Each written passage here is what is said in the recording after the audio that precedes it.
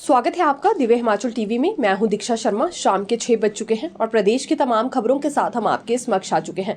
कई latest updates आज इस बुलेटिन में हम आपके साथ साझा करने वाले हैं, क्योंकि मुख्यमंत्री सुखविंदर सिंह सुक्खू की ओर से आज एक बड़ा ऐलान किया गया है। दरअसल नादौन में डे बोर्डिंग स्कूल की आधारशिला रखने के लिए ये वहां गए थे और इसी बीच इन्होंने शिक्षा को लेकर एक बड़ा ऐलान कर दिया है कि आप जानते हैं अभी मौजूदा समय में 2 ही डायरेक्टरेट हैं, एक हायर एजुकेशन, दूसरा एलिमेंट्री एजुकेशन। लेकिन अब इस पूरे प्रोसेस में बड़ा बदलाव होने जा रहा है। क्या संकेत आज मुख्यमंत्री सुक्खू की ओर से दिए गए हैं, ये जानकारी हम आप तक पहुंचाने वाले हैं। और अगर ये बदलाव हो जाता है तो शिक्षा का पूरा ढांचा ही बदल जाएगा, ये कहना गलत नहीं होगा। दूसरी बड़ी बात करेंगे लड़कियों की फीस को लेकर। अब देखिए, परीक्षा के लिए लड़कियों को भी फीस देनी होगी। इससे पहले हमीरपुर कर्मचारी चयन आयोग जब था तो लड़कियों से फीस नहीं ली जाती थी परीक्षाओं के लिए, लेकिन राज्य चयन आयोग की ओर से प्रस्ताव राज्य सरकार को भेजा गया है कि लड़कियों से भी फीस ली जानी चाहिए। अब क्या सरकार का रुख है इस प्रस्ताव पर, जानकारी लेकर आए हैं।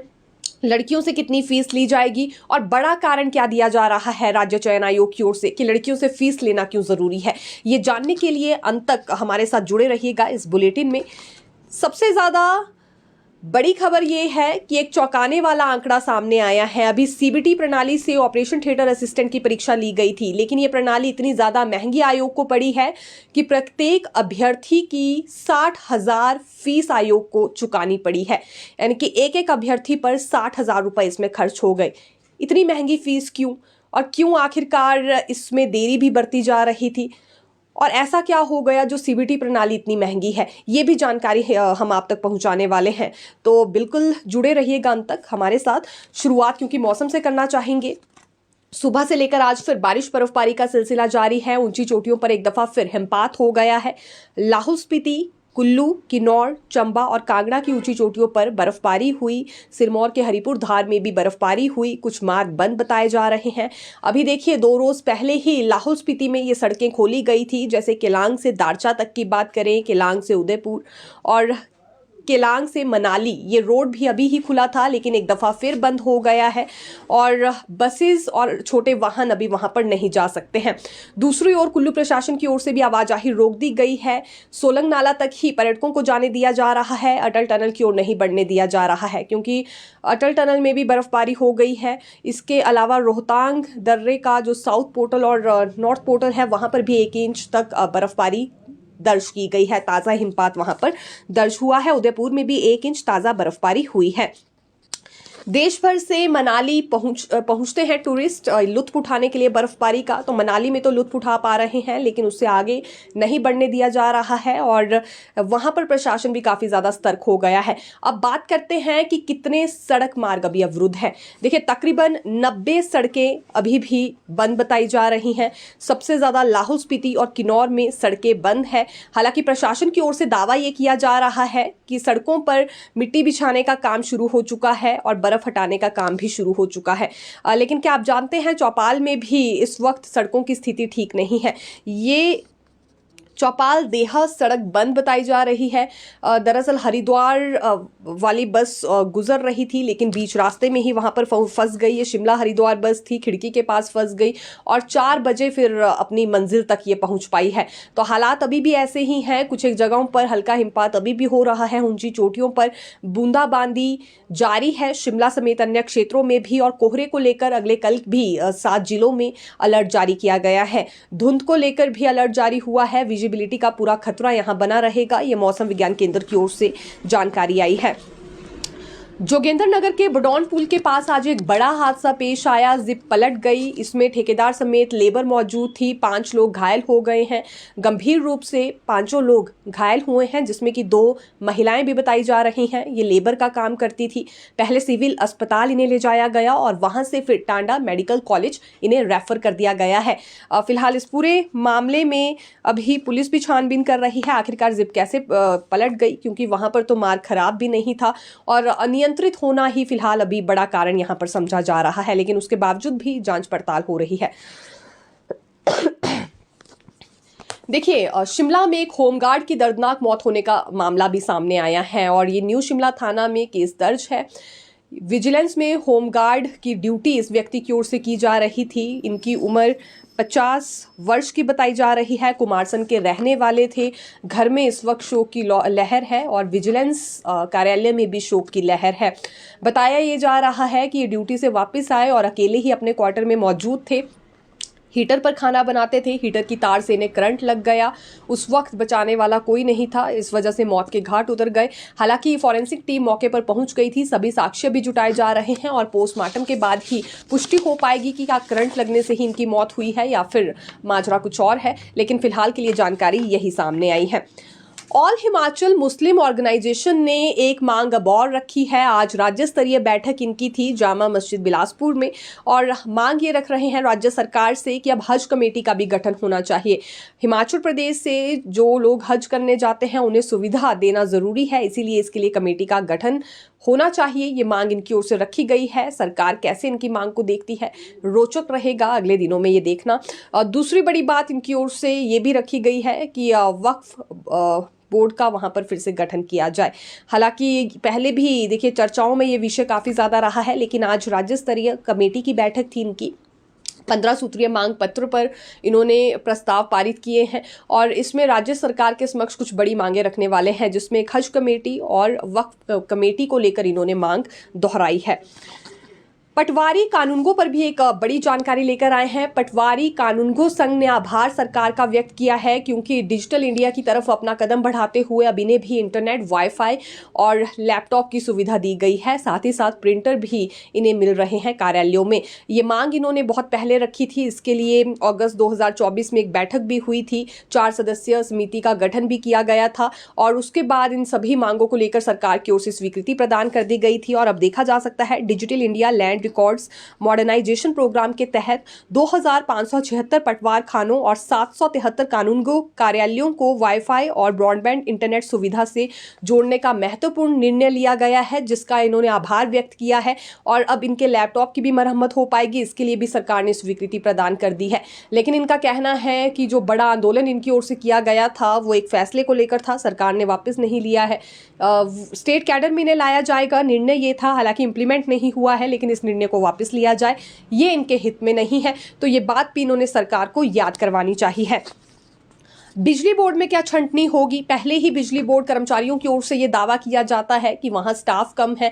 अब युक्तिकरण की प्रक्रिया तेजी से शुरू की जा रही है, यह आरोप बिजली बोर्ड कर्मचारियों ने लगाया है। बिजली बोर्ड कर्मचारियों का मानना है कि एक समय ऐसा आता है जब परिवर्तन जरूर होता है। यह 20 से 30 वर्ष में एक बार होने वाली प्रक्रिया है, इसीलिए इस पर विशेषज्ञों की राय भी ली जानी चाहिए। जमीनी स्तर पर जो कर्मचारी काम करते हैं उनकी राय भी ली जानी चाहिए, कितने दबाव में वो काम करते हैं। लेकिन यहाँ तेजी से प्रक्रिया को अंजाम दिया जा रहा है, क्योंकि बिजली बोर्ड का स्टाफ सरकार कम करने पर तुली हुई है। ये इसका विरोध करते हैं। युक्तिकरण की प्रक्रिया जल्द बंद की जाए, इसमें इनकी राय भी ली जाए। और अभी बिजली बोर्ड वैसे ही स्टाफ के अभाव में है, वहां कार्यभार ज्यादा है स्टाफ पर, अब उन्हें भी कम करने की बात होगी। युक्तिकरण प्रक्रिया को अंजाम दिया जाएगा तो आने वाले समय में सेवाएं इससे प्रभावित होने वाली है और उपभोक्ता परेशान होंगे। ये अभी बिजली बोर्ड कर्मचारी यूनियन ने कहा है। जल्दी ही इस पूरे मामले को लेकर ये सरकार से वार्ता करने वाले हैं, ये भी बिजली बोर्ड कर्मचारी यूनियन की ओर से दावा हो रहा है। देखिए, वेतन के लिए जल शक्ति कर्मचारी तरसते हुए नजर आ रहे हैं। ये पैरा वर्कर्स हैं, 7000 के करीब इनकी संख्या है। इनका ये कहना है कि पिछले 4 महीने से इन्हें वेतन नहीं दिया गया है। 2017 में 3 श्रेणियों में नियुक्ति ने किया गया था, जिसमें पंप ऑपरेटर भी थे, पैरा फिटर भी थे, और अब इनके साथ व्यवहार अच्छा नहीं है। ज़्यादा समय काम इनसे लिया जा रहा है, 8 से 10 घंटे तक भी काम लिया जाता है। 4 महीने से वेतन नहीं मिला है, इसीलिए 7000 के करीब पैरा वर्कर्स जल शक्ति विभाग के विधानसभा का घेराव करने के लिए बजट सेशन के दौरान पहुंचने वाले हैं। हाँ, इन्होंने अल्टीमेटम काफ़ी पहले दे दिया है, लेकिन ये मायूस इस वजह से भी हैं कि एक तो 5000 ही इन्हें वेतन के तौर पर दिया जाता है और वो 5000 भी पिछले 4 महीनों से नहीं मिला है। ऐसे में ये कैसे घर परिवार का गुजारा चलाए? कोई स्थायी नीति इनके लिए बननी चाहिए और 5000 से बढ़ाकर 10,000 इस राशि को भी कर दिया जाए। 5000 में इनका किराया भी पूरा नहीं हो पाता है, ये इनकी ओर से तर्क दिया गया है। फिलहाल ये भी अब अल्टीमेटम दे चुके हैं और विधानसभा का घेराव करने वाले हैं। कितना असर इनके अल्टीमेटम का सरकार पर होता है, ये हमें आने वाला समय ही बताएगा। अभी देखिए, एक मामला सामने आया था फर्जी आईजी बनकर एक व्यक्ति ने उद्योगपतियों से कुछ राशि वसूल कर ली थी, जिसके बाद उद्योगपतियों ने शिकायत की और भराड़ी में सीबीआई की ओर से ये मामला सीआईडी की ओर से ये मामला भराड़ी में दर्ज किया गया था, जिसके बाद कोर्ट में याचिका दायर की गई आरोपी की ओर से, जिसका नाम विनय अग्रवाल है। विनय अग्रवाल की ओर से जो याचिका दायर की गई थी उसका मानना था बेबुनियाद आरोप लगाए गए हैं और अभी जब जांच हुई तो सामने ये बात आई है कि उद्योगपतियों की ओर से अपना एक कोई सिविल विवाद निपटाने के लिए इस तरह की गवाही पुलिस के समक्ष दे दी गई थी, यानी कि अपना कोई काम निपटाने के लिए उन्होंने पुलिस के समक्ष इसे कल्प्रिट बना दिया था। इस वजह से हाईकोर्ट ने विनय अग्रवाल के खिलाफ दायर प्राथमिकी को रद्द कर दिया है और इन पर लगाए गए आरोपों को बेबुनियाद भी बताया है। तो अब इस पूरे मामले में स्पष्टीकरण सामने आ चुका है। जो विनय अग्रवाल है ये कल्प्रिट नहीं थे, ना ही इन्होंने उद्योगपतियों से कोई राशि वसूल की थी। यहाँ उद्योगपतियों की ओर से ही इन्हें फंसाया गया था, अपना कोई मामला निपटाने के लिए झूठी गवाही पुलिस के समक्ष इन्होंने दे डाली थी। लेकिन जब हाईकोर्ट पहुंचे विनय अग्रवाल और अपने ऊपर लगाए गए आरोपों को इन्होंने बेबुनियाद बताया तो फिर जांच हुई पूरे मामले की और जांच पूरी होने के बाद यही बात स्पष्ट हुई है कि इन पर सच में झूठे आरोप लगाए गए थे। इसी वजह से इनके खिलाफ दर्ज प्राथमिकी को रद्द कर दिया गया है। देखिए, पूर्व केंद्रीय मंत्री अनुराग ठाकुर भी अब हिमाचल प्रवास पर रहने वाले हैं। शेड्यूल हमारे समक्ष आ गया है। 14 और 15 जनवरी के प्रवास कार्यक्रम की जानकारी दी गई है। 14 जनवरी को अनुराग सिंह ठाकुर सुबह 10 बजे दिव्या आदर्श पब्लिक स्कूल भोटा के वार्षिक पुरस्कार वितरण समारोह में पात्र विद्यार्थियों को पुरस्कार वितरित करेंगे। इसके उपरांत दोपहर 1 बजे माता मंदिर परिसर टोनी देवी में लोहड़ी व मकर संक्रांति के अवसर पर महिला पहाड़ी संगीत कार्यक्रम में उपस्थित रहने वाले हैं। 15 जनवरी को अनुराग सिंह ठाकुर सुजानपुर ग्राउंड में सुबह 10 साढ़े 10 बजे सेना दिवस के कार्यक्रम और इसके बाद दोपहर 1 बजे हमीरपुर के हमीर भवन में दैनिक जागरण समाचार पत्र के कार्यक्रम में भी उपस्थित रहने वाले हैं। फिलहाल इनके शेड्यूल को लेकर ये जानकारी सामने आई है, हमने आपके साथ साझा की। दूसरी बात हर्ष महाजन को लेकर भी करेंगे। देखिए, राज्यसभा सांसद हर्ष महाजन आज एक कार्यक्रम में पहुंचे थे। मुख्य अतिथि के तौर पर गेटी थिएटर में कार्यक्रम आयोजित किया गया था स्टूडेंट वेलफेयर एसोसिएशन की ओर से। ये कुमारसं स्टूडेंट वेलफेयर एसोसिएशन थी। यहाँ हर्ष महाजन ने बड़ा तंज सरकार पर कस दिया है। हर्ष महाजन की ओर से ये कहा गया कि विद्यार्थियों को अपने भविष्य के बारे में खुद ही सोचना होगा। मौजूदा सरकार के राज में उन्हें ना नौकरी हासिल होने वाली है, ना गुणवत्ता भरी पढ़ाई, क्योंकि स्कूल बंद कर दिए जा रहे हैं, नौकरियां दी नहीं जा रही है, सभी गारंटियों में ये सरकार फेल हो गई है। इसीलिए अब भविष्य सुरक्षित नहीं है विद्यार्थियों का, उन्हें खुद ही अपने भविष्य को अच्छा बनाने के लिए चिंतन करना होगा। ये बड़ा तंज कहना चाहेंगे जो कि हर्ष महाजन की ओर से आज कसा गया है। देखिए, यहाँ अध्यक्ष को लेकर भी जब मीडिया ने इनसे सवाल पूछा कि क्या लगता है अभी भाजपा के नए अध्यक्ष कौन होंगे, तो हर्ष महाजन का कहना था अध्यक्ष जो भी हो वो इतने शक्तिशाली होंगे कि 60 से ज्यादा सीटें विधानसभा चुनाव में भाजपा फिर जीतेगी उनके नेतृत्व में। ये भी आज एक स्टेटमेंट इनकी ओर से दी गई है। गेस्ट टीचर पॉलिसी पर एक दफा फिर आक्रोश बढ़ गया है। पहले ये प्रशिक्षित बेरोजगार संघ था, अब यहाँ जेबीटी बेरोजगार संघ की ओर से डिमांड रखी गई है कि जल्द से जल्द इस पॉलिसी को वापस लिया जाए।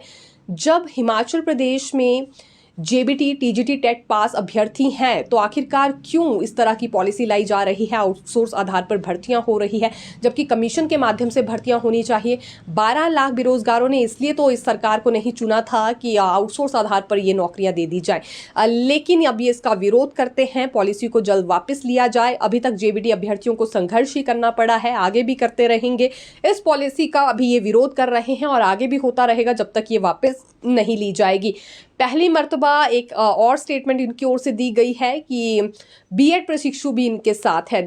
इससे पहले जेबीटी और बीएड में हमेशा टकराव ही होता हुआ नजर आया है, लेकिन इस पूरे मामले में बीएड प्रशिक्षु भी इनके साथ हैं और ये 3 लाख के करीब संख्या है। ये जल्दी ही सड़कों पर उतरेंगे अगर इस पॉलिसी को वापस नहीं लिया जाता है। ये पॉलिसी सिरे नहीं चढ़ सकती, ना ही आउटसोर्स आधार पर कोई भर्ती होने देंगे। 2025-26 सत्र में गेस्ट टीचर पॉलिसी करने की बात हुई है। इसमें तर्क सरकार की ओर से दिया जा रहा है कि बच्चों की पढ़ाई प्रभावित ना हो उस वक्त जब रेगुलर शिक्षक छुट्टी पर जाता है, इसलिए ये गेस्ट टीचर रखे जा रहे हैं और इसीलिए पीरियड आधार पर उन्हें राशि भी दी जाएगी। जितने पीरियड लगाएंगे उतने ही पैसे उन्हें उसके बदले मिलेंगे। देखिए, शिक्षा पर एक बड़ा फैसला राज्य सरकार की ओर से हुआ है। आज मुख्यमंत्री सुखविंदर सिंह सुक्खू ने बड़े संकेत इसके दिए हैं। नादौन में डे बोर्डिंग स्कूल की आधारशिला रखने के लिए गए थे और वहीं जनता को संबोधित करते हुए इन्होंने कहा कि अब प्रारंभिक शिक्षा विभाग में और हायर एजुकेशन डिपार्टमेंट में बड़ा बदलाव होने जा रहा है। हालांकि अभी ये फैसला लिया नहीं गया है, लेकिन इस पर कैबिनेट नोट तैयार हो चुका है। अब स्कूल एजुकेशन, कॉलेज एजुकेशन और टेक्निकल एजुकेशन 3 तरह के डायरेक्टरेट होंगे। अभी देखिए 2 ही है, एक उच्च शिक्षा विभाग है, दूसरा प्रारंभिक शिक्षा विभाग है। लेकिन अब 3 कैटेगरीज में डायरेक्टरेट को भी डिवाइड करने की बात हुई है और ये भी उनकी ओर से जानकारी दी गई है कि जो स्कूल एजुकेशन डायरेक्टरेट के डायरेक्टर होंगे वो IAS अधिकारी ही होंगे और उनके अधीन 3 HAS अधिकारी भी दिए जाएंगे। पहली से लेकर 12वीं कक्षा तक का जिम्मा यहाँ स्कूल एजुकेशन डायरेक्टरेट की ओर से ही देखा जाएगा। अभी देखिए मौजूदा समय में क्या होता है, जो शिक्षा विभाग बनाया गया है वो 9वीं से लेकर 12वीं तक की कक्षाएं और कॉलेज का जिम्मा भी देखता है और पहली से लेकर 8वीं तक प्रारंभिक शिक्षा विभाग को जिम्मा दिया जाता है। लेकिन अब पूरी तरह से परिवर्तन इस सिस्टम में भी होने जा रहा है। ये मुख्यमंत्री सुक्खू की ओर से आज संकेत दे दिए गए हैं। तो यानी कि कुल मिलाकर हायर एजुकेशन और एलिमेंट्री एजुकेशन का ढांचा बदलने जा रहा है। कैबिनेट नोट तैयार हो गया है। अभी सरकार ने फैसला नहीं लिया है, लेकिन जल्दी ही इस कैबिनेट नोट के आधार पर फैसला भी ले लिया जाएगा। ये मुख्यमंत्री ने आज स्पष्ट तौर पर बात कह डाली है। राज्य चयन आयोग की ओर से एक प्रस्ताव राज्य सरकार को गया है कि अब कोई भी परीक्षा होती है, कोई भी भर्ती परीक्षा होती है तो लड़कियों को भी उसके लिए फीस देनी होगी। इससे पहले लड़कियों से फीस नहीं ली जाती थी, लेकिन अब ली जाएगी और परीक्षा होने के बाद लड़कियों को वो फीस लौटा भी दी जाएगी। ये प्रक्रिया इसलिए अपनाई जा रही है क्योंकि अभी तक भर्ती परीक्षा के लिए लड़कियां फीस नहीं देती है, तो बहुत सी लड़कियां फॉर्म तो फिल कर देती हैं, आवेदन कर देती हैं, लेकिन परीक्षा देने जाती नहीं है। इसका खामियाजा आयोग को भुगतना पड़ता है क्योंकि आयोग टोटल आवेदकों की संख्या के हिसाब से इंतजाम करता है, लेकिन वहां अधिकतर लड़कियां पहुंचती ही नहीं है परीक्षा देने के लिए। लड़कियां इसलिए भी सीरियस नहीं लेती कि उन्होंने फीस नहीं दी है और इसीलिए अब ये प्रक्रिया अपनाई जाएगी कि लड़कियों को भी फीस देनी होगी, परीक्षा अटेंड करनी होगी, उसके बाद उनकी राशि वापस होगी। यानी कि अगर ऐसा होता है, लड़कियां फीस दे देती है और परीक्षा देने नहीं जाती है तो भी उन्हें फीस वापस नहीं मिलने वाली है। परीक्षा अटेंड करनी ही होगी, उसके बाद ही इन लड़कियों के अकाउंट में वापस से फीस मिल पाएगी। तो ये अभी प्रस्ताव भेजा गया है और इसमें लड़के लड़कियां यानी कि दोनों लिंगों से एक समान फीस वसूली जाएगी। ये भी प्रस्ताव दिया गया है राज्य चयन आयोग की ओर से। तीसरी सबसे बड़ी बात आज की करना चाहेंगे ऑपरेशन थिएटर असिस्टेंट की परीक्षा को लेकर। रिजल्ट घोषित कर दिया गया है, लेकिन रिजल्ट घोषित करने में बहुत ज़्यादा देरी हो गई क्योंकि फीस का भुगतान नहीं किया जा रहा था एजेंसी को सरकार की ओर से। देखिए, CBT प्रणाली लागू की गई है इस परीक्षा के लिए। CBT प्रणाली से ये परीक्षा ली गई और तकरीबन 162 पदों के लिए परीक्षा हुई थी। 2800 के करीब आवेदन किए गए और अंत में 62 ही पात्र अभ्यर्थियों को चुना गया। 100 पद अभी भी खाली रह गए हैं, लेकिन 36 लाख रुपए फीस एजेंसी को आयोग की ओर से इस परीक्षा के लिए दी गई है। 36 लाख फीस बहुत ज़्यादा है और कैसे ये ज़्यादा फीस पड़ गई है आयोग को, ये भी आपको जानकारी देते हैं। देखिए, क्योंकि जिम्मा इसमें एडसिल को दिया गया था, एडसिल ने आगे टाटा कंसल्टेंसी को ये जिम्मा दे दिया भर्ती परीक्षा करवाने का और यहाँ 3000 के करीब अभ्यर्थियों के हिसाब से फीस लेने की शर्त एजेंसी ने लगाई थी और प्रत्येक अभ्यर्थी की बात करें तो 60,000 के हिसाब से ये फीस दी गई है। यानी कि 36 लाख का अगर पूरा हिसाब लगाएं तो प्रत्येक अभ्यर्थी पर 60,000 रुपये आयोग की ओर से खर्च हुए हैं और ये भुगतान देरी से किया गया, इसीलिए देरी से भी रिजल्ट घोषित हुआ। तो CBT प्रणाली महंगी एक तरह से सरकार को पड़ रही है, आयोग को काफ़ी महंगी पड़ रही है।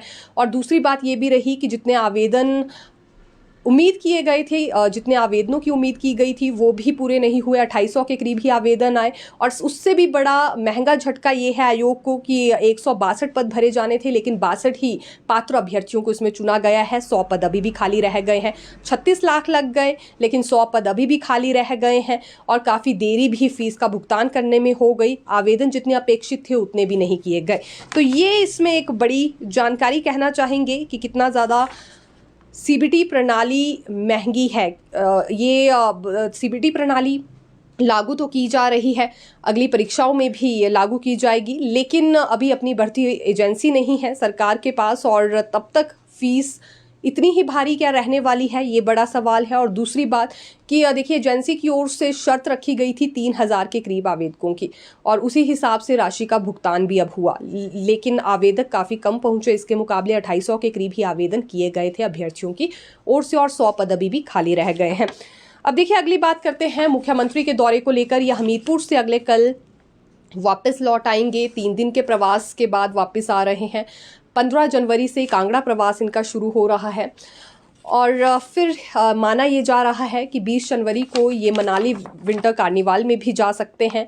25 जनवरी का हिमाचल दिवस का कार्यक्रम मनाया जाएगा बैजनाथ में, और कई बड़ी घोषणाएं भी मुख्यमंत्री की ओर से उस दौरान की जा सकती हैं। तो ये कुछ अगला शेड्यूल रहेगा, यानी कि 15 जनवरी से जो कांगड़ा प्रवास शुरू होने जा रहा है, कई दिनों तक मुख्यमंत्री फिर कांगड़ा में ही डटे रहेंगे। अभी फिलहाल 3 दिन के प्रवास के बाद वापस आ रहे हैं हमीरपुर से। तो फिलहाल के लिए यही जानकारी, फिर मिलेंगे नई खबर के साथ। देखते रहिए दिव्य हिमाचल टीवी। धन्यवाद।